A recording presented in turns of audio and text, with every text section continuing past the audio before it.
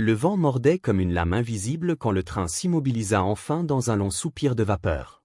La petite gare semblait figée hors du temps, perdue au milieu d'une plaine blanche où la neige tombait lentement, sans bruit, comme si même le ciel retenait son souffle. Les lanternes suspendues projetaient une lumière tremblante sur le quai gelé, dessinant des ombres longues et solitaires. C'était la veille d'une fête que tout le monde attendait avec chaleur, mais ici, il n'y avait que le froid et l'attente.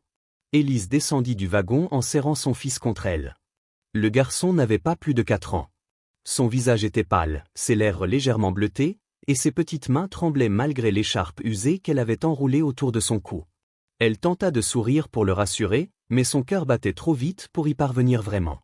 Autour d'eux, les autres voyageurs étaient déjà réunis par des bras ouverts, des rires étouffés, le crissement des bottes sur la neige fraîche. Des voix joyeuses, des retrouvailles, des départs pressés vers la chaleur des maisons. Puis, peu à peu, le quai se vida. Les wagons se refermèrent. Les pas s'éloignèrent. Les lanternes semblèrent briller plus faiblement. Il ne resta bientôt plus qu'Élise, son fils, et le silence. Le garçon se blottit davantage contre elle et murmura d'une voix presque inaudible qu'il avait froid. Élise resserra son manteau trop fin, sentant le vent s'infiltrer jusque dans ses os. Elle jeta un regard autour d'elle, cherchant un visage, un signe, quelqu'un qui attendrait, quelqu'un qui aurait dû être là. Sa main glissa machinalement vers la poche de sa jupe, où reposait une lettre froissée, lue et relue durant tout le voyage. Une promesse écrite à l'encre pâlie. Un espoir fragile. Mais personne ne venait. Un peu plus loin, à l'abri d'un auvent, un homme était assis seul sur une caisse de bois. Grand, immobile, enveloppé dans un manteau épais, il semblait faire partie du décor. Une écharpe sombre entourait son cou, contrastant avec la blancheur de la neige. Il observait la scène sans insistance, comme quelqu'un habitué à regarder la vie passer sans y prendre part. Élise hésita longtemps. Puis le frisson de son enfant la décida. Elle s'approcha, chaque pas plus lourd que le précédent, la voix nouée par la fatigue et la peur. Elle demanda, presque en chuchotant, si elle pouvait emprunter un peu de chaleur. Pas grand-chose. Juste de quoi protéger son fils quelques minutes de plus. L'homme leva lentement les yeux. Il regarda l'enfant, puis elle. Sans un mot, il retira son écharpe et la tendit vers eux. Dans ce simple geste, quelque chose changea. Élise sentit que, dans ce lieu oublié et glacé, ce n'était peut-être pas la fin de leur route, mais le tout début de quelque chose qu'elle n'osait pas encore nommer. Le temps sembla s'étirer après ce geste, comme si la gare elle-même hésitait à reprendre son souffle. Élise enveloppa soigneusement l'écharpe autour du cou de son fils, remontant la laine jusqu'à ses oreilles. La chaleur n'était pas seulement celle du tissu, mais celle d'un autre être humain, encore présente, rassurante. Le garçon poussa un petit soupir et se calma presque aussitôt, nichant son visage contre le manteau de sa mère. L'homme, lui, s'éloigna de quelques pas sans rien dire. Il s'installa plus loin, là où le vent frappait plus fort, laissant à Élise le banc le plus proche de la vieille chaudière de la gare. Elle comprit alors qu'il avait fait plus que prêter une écharpe. Il avait choisi l'inconfort pour eux. Cette pensée lui serra la poitrine. Elle murmura un merci qu'il n'entendit peut-être pas, ou qu'il fit semblant de ne pas entendre. Les minutes passèrent. La chaudière crachota faiblement, incapable de chasser complètement le froid. L'enfant ferma les yeux, épuisé par le voyage. Élise observa les rails disparaître dans la nuit, espérant encore voir surgir une silhouette, un signe tardif. Chaque bruit de pas lui faisait relever la tête. Chaque silence la faisait retomber un peu plus. Finalement, elle se leva et s'approcha du guichet. Le chef de gare, penché sur ses registres, leva à peine les yeux lorsqu'elle lui posa la question. Sa réponse fut brève, presque mécanique. Personne n'était attendu. Aucun homme n'était venu pour elle. La promesse n'était qu'un mot resté sur le papier. Élise recula comme si on l'avait frappée. Elle remercia d'une voix qu'elle ne reconnut pas et retourna s'asseoir. Son fils remua, demandant doucement quand il mangerait. Elle n'eut pas la force de répondre. Elle le serra contre elle, luttant pour ne pas laisser couler ses larmes. Elle avait tout quitté pour ce voyage. Il n'y avait plus rien derrière, et devant, seulement cette nuit glaciale. C'est alors qu'elle sentit une présence. L'homme était revenu près d'elle, plus proche cette fois. Sa voix, lorsqu'il parla, était calme, sans curiosité inutile. Il prononça son prénom, comme s'il voulait s'assurer de ne pas se tromper. Elle hocha la tête, méfiante mais trop fatiguée pour feindre la force. Il lui expliqua simplement qu'il connaissait celui qui avait écrit la lettre. Pas en bien. Pas assez pour la laisser attendre davantage dans le froid. Il ne posa pas de questions. Il ne fit aucune promesse. Il dit seulement qu'elle n'était pas obligée de rester seule cette nuit-là. Élise le regarda longtemps. Elle pensa à son fils, à la neige qui tombait de plus en plus fort, à l'écharpe encore chaude autour du cou de l'enfant. Accepter de l'aide lui faisait peur. Refuser pouvait leur coûter bien plus. Dans le silence de la gare presque vide, elle prit une décision qui allait changer leur route. Ils quittèrent la gare sans se presser, comme si aller trop vite risquait de briser l'équilibre fragile qui venait de naître. Dehors, la neige tombait plus dense, effaçant peu à peu les traces laissées sur le quai. L'homme marcha légèrement devant, tenant une lanterne basse pour éclairer le chemin. Élise suivait, son fils endormi contre son épaule, enveloppé dans l'écharpe qui n'était pas la sienne. Chaque pas résonnait doucement sur le sol gelé, accompagné du souffle régulier de l'enfant. Le bâtiment où ils s'arrêtèrent n'avait rien d'imposant. Une lumière chaude filtrait par les fenêtres, contrastant avec l'obscurité bleutée de la nuit. À l'intérieur, l'air était plus doux, presque rassurant. Le bois craquait sous leurs pas, et une odeur de feu et de soupe flottait dans la pièce principale. Élise sentit ses épaules se détendre malgré elle. Elle n'osa pas parler, de peur que le silence ne s'effondre. L'homme posa la lanterne, retira son manteau, puis se tourna vers elle avec un geste simple, indiquant où elle pouvait s'asseoir. Il n'y avait aucune attente dans son regard. Aucun calcul. Juste une attention calme. Elle installa son fil sur une chaise près du poêle. La chaleur fit rosir ses joues presque aussitôt. Il remua, ouvrit les yeux un instant, puis se rendormit en murmurant quelque chose d'incompréhensible. Élise observa la pièce. Tout était modeste mais entretenu. Rien de superflu. Quelques objets posés là depuis longtemps. Une vie réglée sur le silence. Elle comprit qu'elle entrait dans un espace protégé, un lieu que l'homme ne partageait pas souvent. Cette pensée la rendit prudente. Elle se tint droite, les mains serrées sur ses genoux, prête à se lever au moindre signe. Il lui offrit quelque chose de chaud à boire.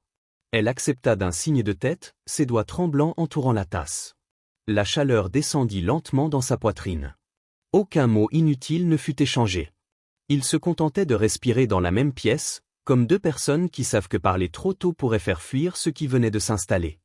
Au bout d'un moment, elle le remercia. Pas longuement. Juste assez pour être sincère. Il répondit d'un léger hochement de tête, comme si la gratitude n'était pas ce qu'il cherchait. Il se contenta de dire qu'elle pouvait rester pour la nuit. Rien de plus. Rien de moins. Élise regarda son fils dormir paisiblement, puis releva les yeux vers l'homme. Dans ce refuge étranger, pour la première fois depuis longtemps, elle sentit que le danger immédiat s'éloignait. Elle ne savait pas ce que demain leur réserverait. Mais pour cette nuit-là, au moins, ils n'étaient plus seuls. La nuit n'apporta pas le repos qu'Élise espérait. Bien avant l'aube, elle sentit le corps de son fils s'agiter contre elle. Sa peau était brûlante, sa respiration irrégulière, trop rapide. Elle posa sa main sur son front et comprit aussitôt. Le froid du voyage avait laissé sa trace. Elle murmura son prénom encore et encore, essayant de le calmer, mais ses petits gémissements ne cessèrent pas. Elle se leva, chercha de l'eau, tenta de rafraîchir son visage avec un linge humide. Rien n'y fit. La fièvre montait. La peur, elle, monta plus vite encore. Dans ce lieu qu'elle connaissait à peine, loin de tout repère, elle se sentit soudain terriblement vulnérable. Elle hésita, puis ouvrit doucement la porte. L'homme était déjà réveillé. Assis près du feu, il avait gardé ses vêtements de la veille, comme s'il n'avait pas vraiment dormi. Il leva les yeux vers elle et comprit sans qu'elle ait besoin de parler. En quelques gestes précis, il enfila son manteau, prépara ce qu'il fallait pour sortir. Sa voix resta basse, maîtrisée, mais déterminée. Il connaissait quelqu'un. Un endroit. Pas loin. Il ne pouvait pas attendre. Le trajet se fit dans le silence et l'urgence contenue. Dehors, la nuit était encore épaisse, la neige plus dure, plus cruelle. Élise tenait son fils contre elle, comptant chaque respiration, priant sans mots. L'homme avançait sans hésiter, guidé par une connaissance intime des chemins et par quelque chose de plus ancien encore, une douleur qu'il connaissait trop bien. La maison où ils arrivèrent n'était pas grande, mais une lumière y brillait déjà. Une femme âgée les accueillit sans poser de questions, comme si elle avait vu cette scène trop de fois pour s'en étonner. Elle prit l'enfant avec une assurance calme, posa des linges, murmura des instructions. Élise resta en retrait, les mains crispées, le cœur suspendu. Dans cette pièce chaude, entourée d'odeurs d'herbe et de bois brûlé, Élise remarqua des détails qu'elle n'avait pas vus ailleurs. Un jouet ancien, posé dans un coin. Une couverture pliée avec soin. Des traces d'une vie passée, interrompue. L'homme suivit son regard et parla enfin, d'une voix basse. Il évoqua un enfant qu'il avait perdu, longtemps auparavant, lors d'un hiver semblable. Il ne chercha ni consolation ni pardon. Il partagea seulement un fait, comme on dépose une pierre sur le sol. Cette vérité changea quelque chose entre eux. Il n'était pas seulement celui qui aidait. Il était quelqu'un qui savait ce que signifiait veiller sans savoir si l'aube apporterait la guérison ou la perte. Élise s'assit près du lit improvisé, posa sa main sur celle de son fils, sentant peu à peu la fièvre baisser. Les larmes qu'elle retenait depuis trop longtemps coulèrent enfin, silencieuses. Quand le jour commença à poindre, pâle et hésitant, l'enfant dormait paisiblement. Élise leva les yeux vers l'homme. Dans ce regard échangé, il n'y avait plus seulement de la prudence ou de la gratitude. Il y avait une reconnaissance profonde, née de la douleur partagée. Ce matin-là, sans le savoir encore, Élise comprit qu'ils avaient franchi un seuil. Plus rien ne serait jamais simplement provisoire. Les jours suivants s'écoulèrent avec une douceur inattendue, comme si le temps avait décidé de ralentir pour leur laisser reprendre souffle. La neige continuait de tomber par moments, mais moins lourde, plus légère, laissant parfois apparaître la terre sombre en dessous. L'enfant retrouva peu à peu sa force. Ses joues reprirent de la couleur, ses pas devinrent plus assurés, et bientôt, son rire se mit à résonner à nouveau, clair et libre, rompant le silence habituel des lieux. Élise l'observait souvent de loin, partagée entre le soulagement et une crainte diffuse. Elle savait combien tout cela restait fragile. Pourtant, elle ne pouvait ignorer ce qui changeait aussi en elle. Elle se leva plus tôt, par habitude plus que par nécessité. Elle commença à aider sans qu'on le lui demande, rangeant, réparant de petites choses, redonnant vie à des gestes simples qu'elle croyait avoir oubliés. Ce n'était pas une dette. C'était une manière de respirer à nouveau. L'homme la laissait faire, sans jamais commenter. Il l'observait parfois depuis l'encadrement d'une porte, son regard posé sur ces gestes discrets qui transformaient lentement l'atmosphère du lieu. Il se surprit lui-même à attendre certains moments. Le bruit léger de pas le matin, la voix douce d'Élise parlant à l'enfant, la présence de 3 tasses posées près du feu au lieu de 2. Il parlait peu. Mais chaque silence était devenu moins lourd. Il y avait des regards échangés sans urgence, des pauses partagées, une compréhension qui n'avait pas besoin de mots. L'enfant, lui, s'était naturellement glissé entre eux. Il suivait l'homme partout, posait des questions simples, riait de ses réponses maladroites. Une confiance naïve, désarmante, que l'homme accueillait avec une retenue émue.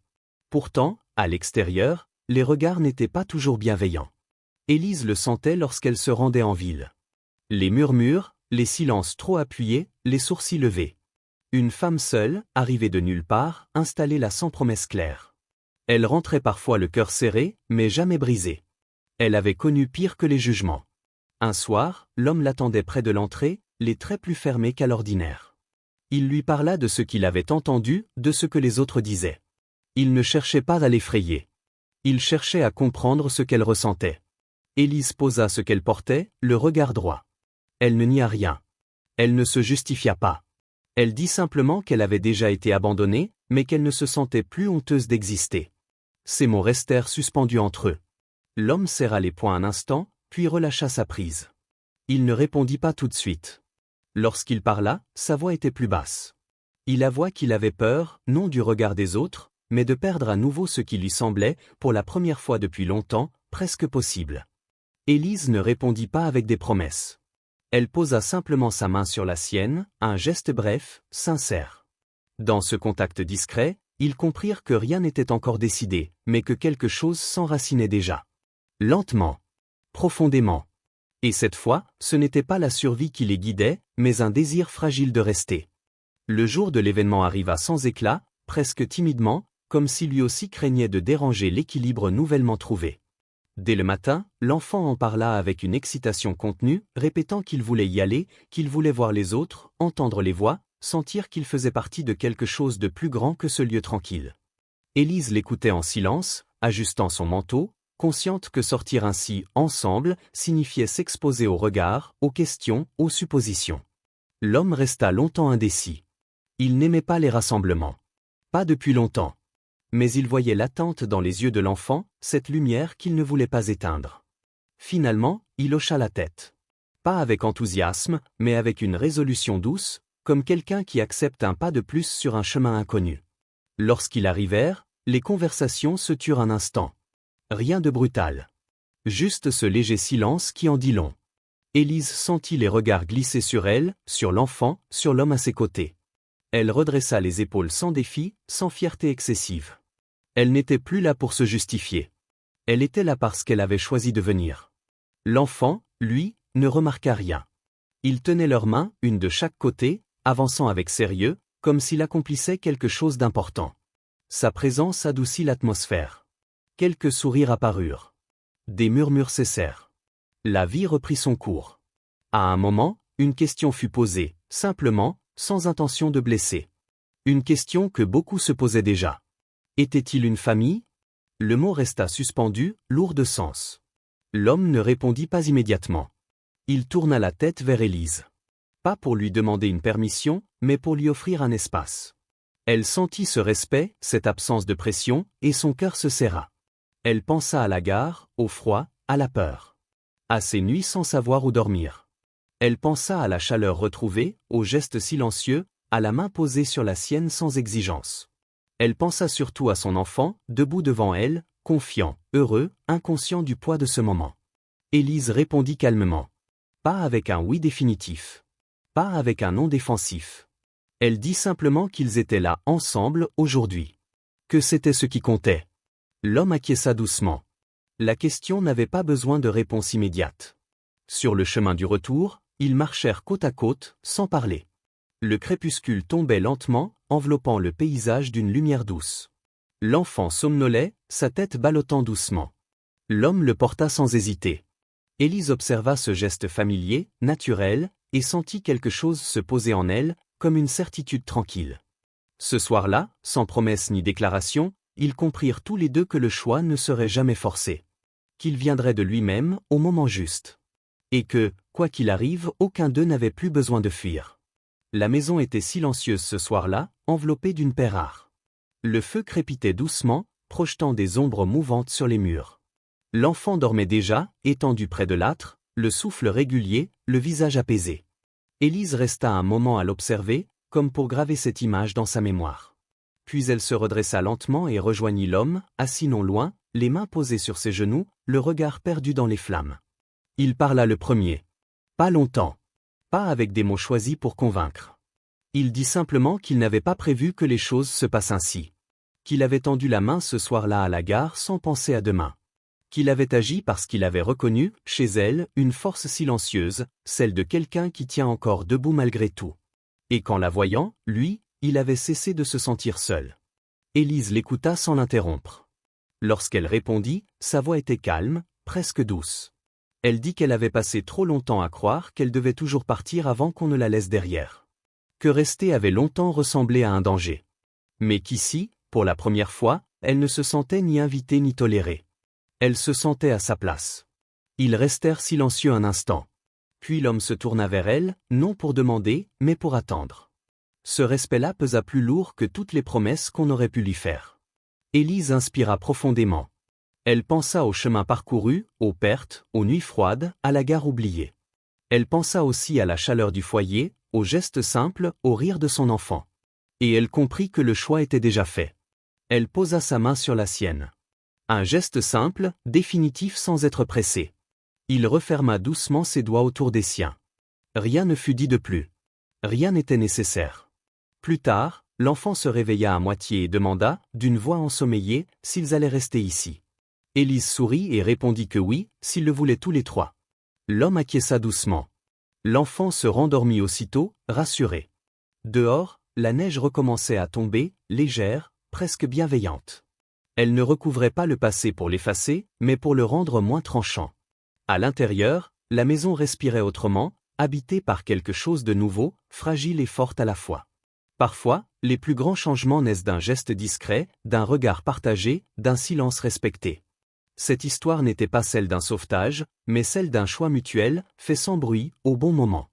Si ce moment vous a touché, prenez une seconde pour aimer cette histoire, la partager, et restez avec nous pour d'autres récits où la douceur et l'espoir trouvent leur chemin.